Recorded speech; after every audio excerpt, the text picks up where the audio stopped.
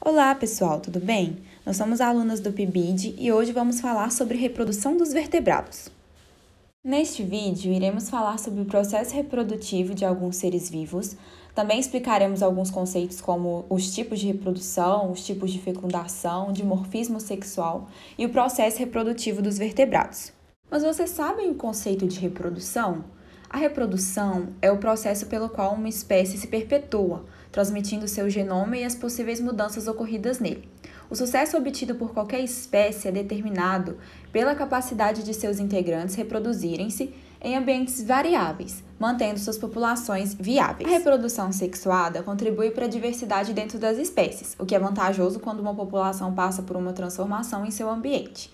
Ela envolve dois indivíduos, envolve também as células reprodutivas, os gametas. A reprodução assexuada, ela se caracteriza pela produção de descendentes a partir de um único indivíduo. Nesse tipo de reprodução, que não envolve as células reprodutivas, os gametas, a gente observa a produção de proles, que são cópias exatas uns dos outros. Por serem geneticamente iguais, a gente fala que o indivíduo ele é um clone do organismo que o originou. No processo chamado fecundação externa, a troca de gametas ela acontece fora do corpo da fêmea, sendo realizada no ambiente em que vivem os indivíduos. Nessa fecundação é preciso que haja água para que os gametas masculinos que são eliminados em grande quantidade sigam se deslocando até o gameta feminino, garantindo a fecundação. Os que realizam esse tipo de fecundação, eles acabam possuindo estratégias para que isso seja facilitado, como no caso dos sapos, que usam aquele abraço nupcial, segurando a fêmea durante a cópula e lançando os espermatozoides em cima dos óvulos, que foram recém-postos por ela. Entre os animais que se reproduzem por meio de fecundação externa, a gente pode mencionar os anfíbios, peixes, além de moluscos, aracnídeos, insetos, entre outros. Já na fecundação interna, tem a união dos gametas acontecendo dentro do animal. Isso acontece por meio da cópula, quando o macho libera por meio dos seus órgãos genitais ou copuladores os espermatozoides no interior do corpo da fêmea, e a gente pode dizer que há mais vantagem na reprodução interna, sem que haja necessidade do ambiente externo para que ela aconteça. Os animais ovíparos são aqueles cujo desenvolvimento embrionário se dá dentro dos ovos. Eles têm postura de ovos. O embrião ele se desenvolve no interior dessas estruturas, as quais não têm nenhuma ligação com o corpo da mãe, e nesse caso o embrião ele fica exposto ao ambiente, o que pode ser perigoso, uma vez que ele está mais sujeito à predação. E é importante a gente salientar que todas as aves são exclusivamente ovíparas. Os vivíparos são quando os embriões se desenvolvem dentro do corpo da fêmea, sendo, portanto, protegidos e nutridos por meio do corpo materno, como, por exemplo, os mamíferos. Por fim, a gente tem os animais ovovivíparos, que são aqueles cujo embrião ele se desenvolve dentro do ovo, entretanto, este permanece dentro do corpo da mãe. Os nutrientes que os embriões necessitam para se desenvolver são retirados do material nutritivo presente nesses ovos. Quando o filhote ele sai do corpo da mãe, ele já está fora do ovo. Sendo assim, os animais ovovivíparos não fazem a postura de seus ovos como os ovíparos. E aí é importante destacar que por estarem dentro do corpo da mãe, esses embriões de animais ovovivíparos, eles estão mais protegidos do que os filhotes das espécies ovíparas. O dimorfismo sexual é o nome que se dá às diferenças entre machos e fêmeas de dada espécie para características sexuais secundárias.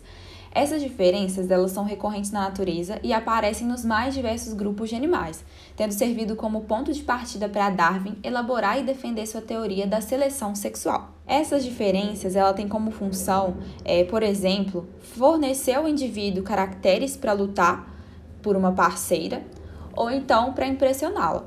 Sobre as reproduções dos peixes. Os peixes eles representam aproximadamente 50% dos vertebrados, englobando cerca de 24 mil espécies que ocupam ambientes aquáticos muito diversos e variados. Essa enorme variedade de espécies apresenta formas e padrões de ciclo de vida os mais variados dentre os vertebrados. A gente vai passar um vídeo que mostra como os filhotes de peixes saem dos seus ovos.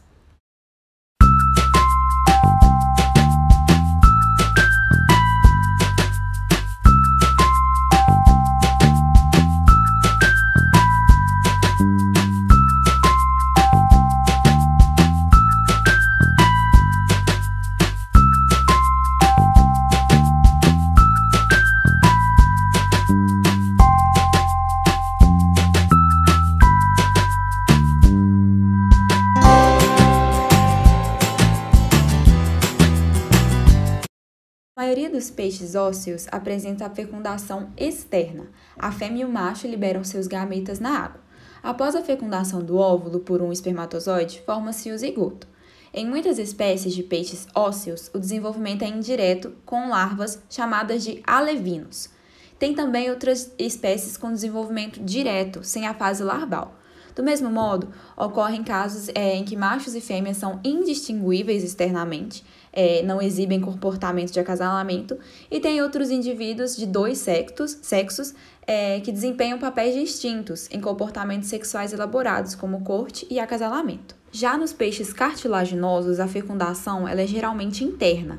O macho ele introduz seus espermatozoides no corpo da fêmea, onde os óvulos são fecundados. O desenvolvimento é direto, os óvulos dão origem a filhotes, que já nascem com um aspecto geralmente de adulto, apenas menores. Agora sobre a reprodução dos anfíbios.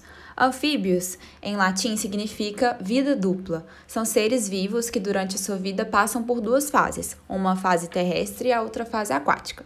Por isso, na época da reprodução, eles retornam ao ambiente aquático, onde o macho e a fêmea se unem, e são animais de sexo separado, são dioicos e geralmente possuem dimorfismo sexual claramente visível. A fêmea ela costuma ser bem maior que o macho. Os anfíbios eles precisam de água para se reproduzir, porque tem ali a fecundação externa, e os ovos são sem casca. E é por isso que eles têm apenas um envoltório de cápsula gelatinosa, e para isso eles têm que viver em ambiente aquático, porque eles não sobreviveriam sobre a radiação, choques mecânicos e etc. Quando estão em cópula, o macho ele despeja o líquido seminal sobre um longo cordão ou fileira gelatinosa que envolve os óvulos na medida em que saem da cloaca da fêmea e se depositam no fundo da água parada. A fecundação dos anfíbios ela ocorre em água doce e, pelo fato de estarem protegidas pelas águas, os ovos dos anfíbios não necessitam de anexos embrionários, como bolsa amniótica ou alantoide. E essa é uma característica que diferencia os anfíbios de outros vertebrados terrestres. Uma vez que o óvulo é fecundado, os cuidados variam de acordo com a espécie, né?